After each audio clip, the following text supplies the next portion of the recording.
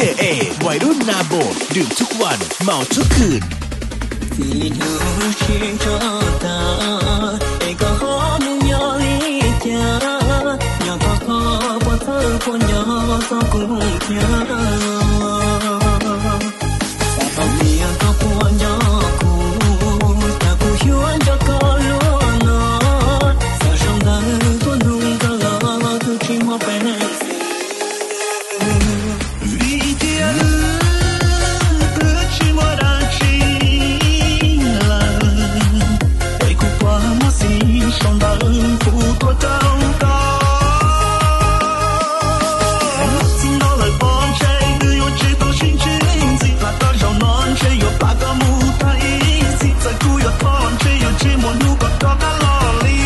เจเอวัยรุ่นนาโบด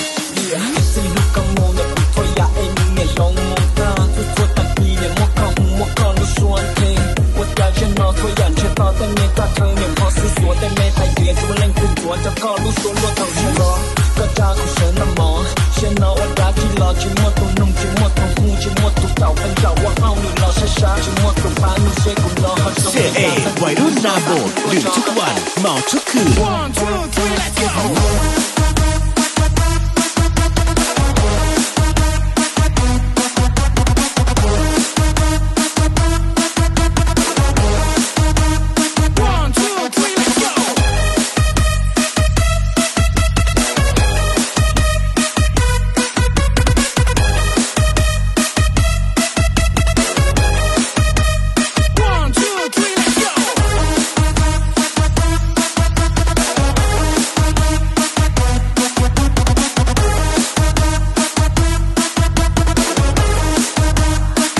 น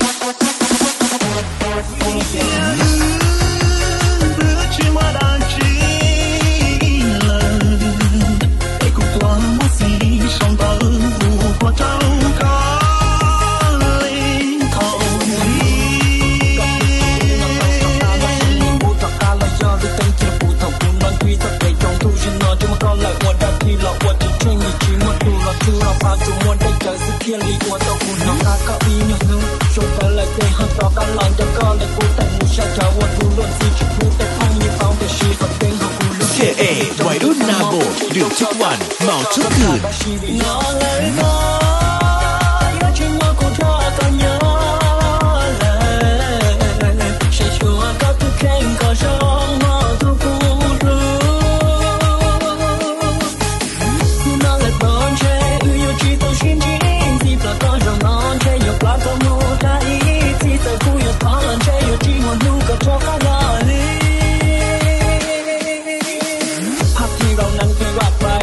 จับมือร่วมทุกข์ร่วมสุขไปด้วยกันแม้มันจะเจออะไรเราก็จะผ่านมันไปได้คำถามที่เรานั้นคุยกันไว้มันคงไม่เป็นจริงแล้วต่อจากนี้ไปฉันขอให้เธอโชคดีฉันขอให้พรให้เธอไปเจอกับรักที่ดีดูแลตัวเองดีๆไว้นะแม้เราไม่มีสถานะแต่ก็ยังรักและเป็นห่วงเหมือนเดิมหวังว่าสักวันหนึ่งเราจะได้มาพบกันใหม่ในวันที่เราได้เติบโต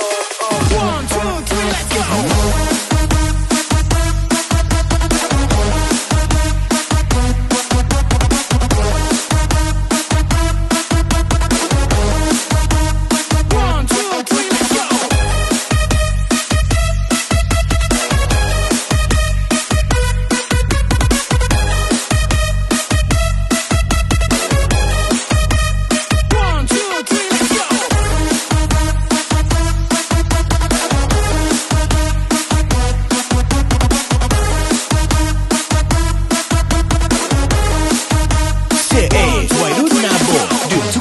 เมาทุกคืน